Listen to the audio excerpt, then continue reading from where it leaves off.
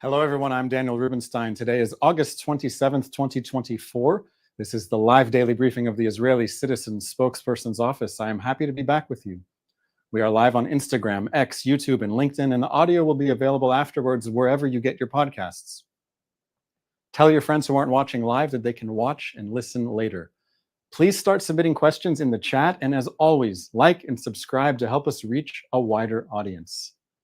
Today is day 326 of the October 7th war, a war that Hezbollah and Lebanon joined on October 8th. Since that time, Hezbollah has fired thousands of rockets, anti-tank missiles, and suicide drones into Israel. More than 60,000 Israelis have left their homes in northern Israel because their homes are near the Lebanese border and are under attack. It's been 2 days since Hezbollah mobilized its forces in Lebanon to fire hundreds of missiles at once into Israel's cities. The launchers were aimed at their targets in Israel. Israel's Air Force stopped the massive attack at the last minute before Hezbollah could burn Israeli cities. The threat was imminent, the danger immediate. Iran's proxy army in Lebanon wanted to carry out a massacre. Hezbollah did manage to fire around 230 rockets and 20 suicide drones into Israel, but the damage caused by these attacks was less than Hezbollah hoped for. The Israeli military shared an important fact about Hezbollah's rocket attacks. 90% of them, 90% of the 230 rockets that Hezbollah fired were fired from areas next to civilian buildings, such as mosques, schools, and UN buildings. What does this tell us? It tells us that Hezbollah saw what Hamas did in Gaza and said to itself, this strategy will work for us too. Hezbollah saw that when Hamas turned residential areas into rocket launching sites, it wasn't Hamas that was condemned. It was Israel. Hezbollah saw that when Hamas invaded Israel on October 7th, some countries, like South Africa, did not condemn Hamas. They condemned Israel. Hezbollah saw that when it joined Hamas's war on October 8th and fired thousands of rockets, anti-tank missiles, and suicide drones at Israel since that time, that many world leaders refused to mention Hezbollah by name, let alone condemn it. I went through statements by world leaders over the past couple of days. Which world leaders condemned Hezbollah for planning a massive missile attack on Israeli cities? Which world leaders condemned Hezbollah for firing over 200 rockets? Which world leaders said that unless Hezbollah backs off, Israel has the right and the responsibility to push Hezbollah away? I only saw calls for de-escalation. If you saw something else, if you saw condemnations of Hezbollah, let me know in the comments. Here's what British Foreign Secretary David Lammy tweeted 2 days ago after Hezbollah's imminent attack was stopped. It was typical of the statements I saw from others. Secretary Lammy said, "Further escalation in the Middle East must be avoided at all costs. In my call with Israeli Minister Dermer, I reiterated the UK's support for Israel's security, the importance of restraint, the need for an immediate ceasefire in Gaza, and the release of all hostages." Later, Secretary Lammy tweeted again, "All parties must work to prevent an escalation in conflict across the Middle East. I expressed my deep concerns over today's events in a call with Lebanese Prime Minister Najib Mikati and stressed the need for restraint from all sides." You'll notice there's a word he did not use. The word is Hezbollah. I know that he is capable of speaking clearly when he wants to. Here's what Secretary Lammy said yesterday about Russia's massive attack on Ukraine. The UK utterly condemns Russia's cowardly missile and drone attacks on civilian infrastructure across Ukraine today. These assaults are in flagrant violation of international law, and those responsible must be brought to justice. Cowardly. A flagrant violation of international law. Those responsible must be brought to justice. It's possible to use these words about Hezbollah too. But for some reason, Hezbollah gets a pass. So what now? The October 7th war is continuing. It is continuing because Hamas continues to fight, continues to hold hostages, and continues to promise more October 7th massacres until Israel is destroyed. The war is continuing because Hezbollah continues to fire rockets, anti-tank missiles, and suicide drones into Israel. The war is continuing because Iran's proxy armories have been ordered to continue it. The Iranian foreign minister said that Iran does not seek to expand the conflict, but he also said that another attack on Israel is inevitable. It's not inevitable. It's a choice. Iran is choosing war. Iran has established a ring of fire around Israel. Israel is defending itself in a 7-front war against Iran and its proxies. The fronts are Hamas in Gaza, Hamas in the West Bank, Hezbollah in Lebanon, Iranians in Syria, Iranian-backed militias in Iraq, the Houthis in Yemen, and Iran itself. Israel is fighting for its survival against enemies that want to destroy it. Iran wants to light the Middle East on fire and watch it burn. Everyone needs to do their part to put out the fires. Tell the truth about the Iranian regime. Tell your leaders to tell the truth about the Iranian regime. Stand up to anyone who can't tell simple truths about the barbaric enemies that Israel faces. The future of humanity is at stake. Let's take some questions now from our live audience who is watching on Instagram, Twitter, YouTube, LinkedIn, and so on. Please. Ariella on Insta asks, Hamas really thinks IDF will just leave the Philadelphia corridor and just let Hamas regroup? This is an important question. You'll see very often in the news this term Philadelphia corridor. I want to first emphasize it has nothing to do with the city of Philadelphia in the United States. This is a name that the Israel Defense Forces gave to a very critical strip of territory between Gaza and Egypt. Now, since Israel withdrew from Gaza in 2005, that important corridor has been completely in the hands of Hamas, and Hamas has used the time and money and the power that it has to militarize the entire Gaza Strip. And one of the ways that it was able to do that is by smuggling parts and weapons above ground via the Egypt-Gaza border and below ground through tunnels through the Egypt-Gaza border. So today, the Israel Defense Forces are currently on the Gaza-Egypt border, on the Gaza side of the border. And one of the sensitive and important issues in the hostage negotiations, in the negotiations to free the more than 100 hostages who Hamas is still holding in Gaza, is what will be the fate of this corridor, the border between Gaza and Egypt.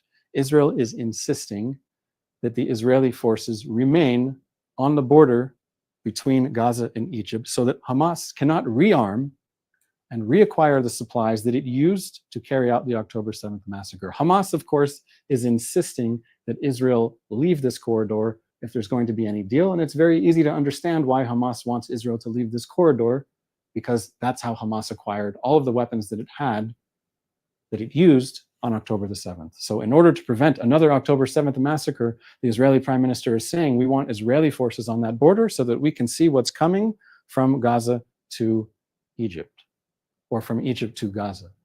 This is one of the issues that's being discussed. A lot of people think that Israel can just walk away. It's an intense discussion within Israel and about Israel right now. All I can say is stay tuned. We have a number of questions across our channels about UN Security Resolution, Council Resolution 1701. What is it? UN Security Council Resolution 1701, that's 1701, is a very important Security Council resolution that people who were not alive 18 years ago may not remember, so let's get people up to speed. There was a war in the summer of 2006. That's 18 years ago, when Hezbollah carried out a cross-border raid from Lebanon into Israel, fired anti-tank missiles at Israeli military vehicles, killed 2 Israeli soldiers, took their bodies into Lebanon, and in the ensuing days and weeks, Hezbollah fired 4,000 rockets from Lebanon into Israel. That war lasted 34 days, and it ended with a UN Security Council resolution, 1701, which called on Hezbollah to disarm and leave southern Lebanon, that the only sovereign power in Lebanon, the only armed power in Lebanon would be the government of Lebanon. This was the reality that was supposed to exist since 2006. It was never implemented. Hezbollah did not disarm, and Hezbollah remains part of the Lebanese government today, where it effectively has the power to veto any decision that would disarm Hezbollah. So you will see references today in diplomatic conversations about the need to implement or enforce UN Security Council Resolution 1701. What that means in plain language is that Hezbollah needs to disarm, and Hezbollah needs to withdraw from southern Lebanon and move away from the border with Israel. We have a question on X. What is going on with Iran's nuclear program? This is a question that everyone is ignoring because of the Seven Front War, because of the ring of fire that that Iran has established around Israel with all of its proxy armies, that much of the world's attention and Israel's attention is focused on fighting Iran and its proxy armies. But while Iran is carrying out this war and ordering its proxies to continue the war, it is also developing the capability to have a nuclear bomb. This is something that deeply worries Israel. There was a former Iranian president who referred to Israel as a one-bomb country. What does that mean, a one-bomb country? It means that if Iran were to acquire a nuclear weapon and it would detonate this nuclear weapon above the center of Israel, that's the end of Israel. Israel is a very small country. Most of the population is in a certain area. One nuclear blast could not be survived. So Israel has a very clear policy that it will not allow Iran to develop nuclear weapons. This is a long-standing policy. And Iran seems to be marching in the direction of having the capability of assembling a nuclear weapon and having the ability to deliver it. So there's three things that Iran needs to be able to do. One is to have a missile program, missiles that can reach Israel. Iran does have ballistic missiles that can reach Israel. We saw this a few months ago when Iran fired these missiles at Israel. Most of them were intercepted outside of Israel's borders. One of them did make it into Israel. So we know that Iran has ballistic missiles, missiles that can reach Israel and even into Europe. So Iran has the capability of delivering a nuclear weapon. Iran also needs to know how to put a nuclear bomb on the missile to experiment with a warhead. We know that Iran has done that. And the last thing Iran needs, of course, is the fuel for this nuclear weapon, and that is enriched uranium. And we know that Iran is enriching uranium and stockpiling uranium, that even if it's low enriched uranium and not the high enriched uranium that it needs for a nuclear bomb, if Iran stockpiles enough low enriched uranium, then it will take a very short amount of time to make the decision to enrich it to high enriched uranium. So this is what's known as the breakout time, the amount of time that it would take Iran once it decides to build a nuclear bomb to actually build it and be able to deliver it. The margin of error in Israel for an Iranian nuclear weapon is very low. We cannot live with an Iranian nuclear weapon. And that is why when the Israeli prime minister has been asked for years, what are the biggest threats that Israel is dealing with? Iran, Iran, and Iran. We cannot allow a situation where a country that says that Israel needs to be destroyed and is supporting the proxy armies that are fighting Israel will also have a nuclear weapon. It's an untenable reality, and I hope the whole world wakes up to the threat of Iran before it is too late. Jessica on Instagram asks, what is the status quo on the temple and who made it? Yes, the status quo on the Temple Mount. I've seen a lot of politicians in recent days emphasize their commitment to the status quo on the Temple Mount. And I've also seen foreign world leaders insist that the status quo be maintained. But if you look at all of the statements, whether it's Israeli leaders or world leaders mentioning the status quo, they don't mention what the status quo is. So I think it's important before anyone has an opinion about the status quo to at least have some understanding of what the status quo means. So what are we talking about? We're talking about a place called the Temple Mount. It is the most sensitive issues of all the sensitive issues in the Israeli-Palestinian conflict. The Temple Mount is the holiest site in the world for Jews. It's called the Temple Mount because it was the mount on which the Jewish temples existed. It is today the direction of Jewish prayer. It is the holiest site in the world for Jews. That same site is also a holy site for Muslims for the past 1,300 years. In Islam, it is not known as the Temple Mount. In Islam, the area is called the Noble Sanctuary. In Islam, Jerusalem was the first direction of prayer. In Islam, Jerusalem was the destination of the Prophet Muhammad's night journey and ascent to heaven.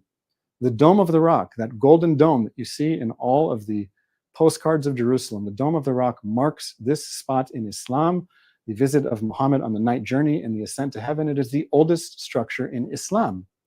It is on the exact spot where the temples stood. So it's the holiest site in Judaism, and in Islam, it's the third holiest site after Mecca and Medina in modern-day Saudi Arabia. Now, since 1967, since the Six-Day War, Israel has controlled the Temple Mount. And shortly after coming into control of the Temple Mount, this holy site, both for Jews and Muslims, Israel has implemented what became known as the status quo. A status quo is just a situation that exists until there's a change. But what is the status quo that everyone is referring to?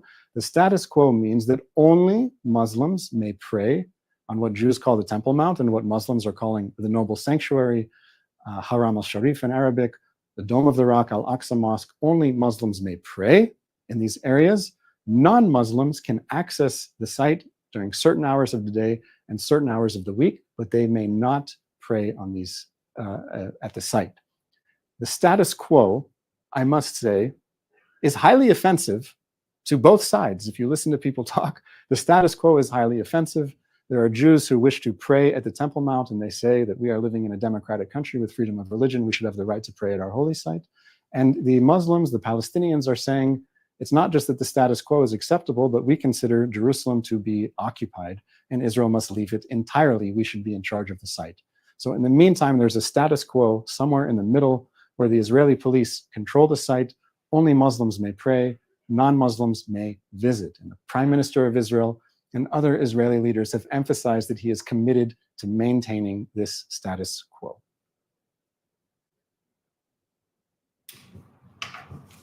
Lindsay on Instagram asks, what news is there on a possible escape of a hostage in Gaza? About a minute and a half before I began this live broadcast, people entered my studio and started showing me their phones that there's some possible news about an Israeli hostage who escaped. The news that I saw, possibly that it was an Israeli Arab, one of the hostages in Gaza, who was able to get away from his captors. If this is true, I have not been at the news. I don't see what's being reported in Israel, but if it is confirmed that this is true, that a hostage was able to escape, it would be incredible news. We want to bring every hostage home safely and in good health. And the hostages in Gaza have been there for over 300 days. It is time to bring every single one of them home. Hamas is effectively holding these people not just as hostages, they're in many cases slaves. If these Israelis are being held in private homes and they're being ordered to do work for whichever family is holding them, that is a form of slavery. These people are being held as slaves. They should be released immediately. I hope that the news is true about this one hostage, and I hope it's true about every single hostage that returns home quickly to their families. That's all the time we have now for this live daily briefing of the Israeli Citizens Spokesperson's office. As always, I'm available for follow-up questions. If you want to follow me on my own personal social media, you can find me on Instagram at Ruby Guides Israel, R-U-B-Y Guides Israel. I'm also on Twitter, X. My name there is Paul Rubens, P-A-U-L-R-U-B-E-N-S. If you want to ask me anything about something I said or didn't say, please tag me. Write in the comments later when the video goes up. I'm always happy to engage with people watching. I've enjoyed addressing you. And as always, Sunday to Thursday, live right here, 3 p.m. Israel time from the Israeli Citizen Spokesperson's office. That's 8 a.m. on the East Coast. Thank you for watching. We'll see you back again tomorrow. Thanks for watching. Drop a comment below. Don't forget to like, share, and hit subscribe to stay updated with our latest content. Until next time, stay informed and inspired. This is Dejobnik signing off.